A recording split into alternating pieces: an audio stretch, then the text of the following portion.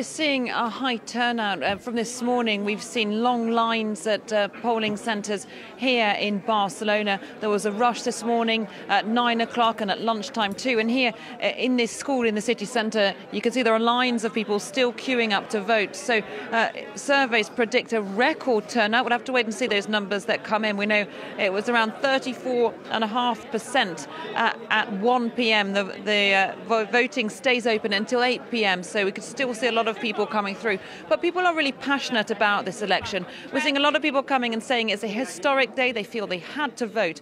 On the pro-independence side, I've had people telling me they feel they need to stand their ground. They need to send a strong message to the government in Madrid, telling them that they won't be cowed and that they're going to continue their bid for independence for Catalonia.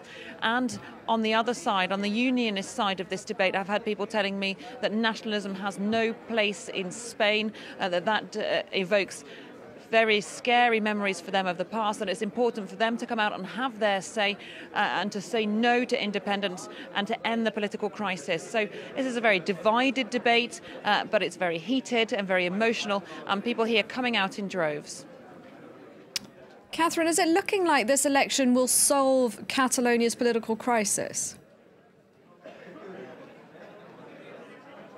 Well, hardly any of the people I've been speaking to are optimistic that this will mark a definitive end to the political quagmire which Catalonia has found itself in. There are 7 parties running in these regional elections, and it's a proportional system. So what we can expect is that no party will probably have an overall majority. So it's going to be looking at who can form a coalition with who. Will the independence parties, the pro-independence parties, of which there are 3, overtly 4 independents, will they get enough votes to form a majority if they manage to negotiate a coalition? And that's not a given, because there are big divisions between those independence parties. They're not running on a united front.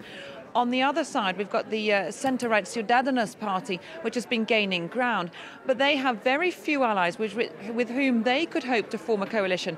So now we could be set for weeks or perhaps months of political wrangling when whoever comes out on top tries to negotiate some kind of coalition. And they've got 3 months to do so. If not, well, there'll be fresh elections and this political crisis will carry on.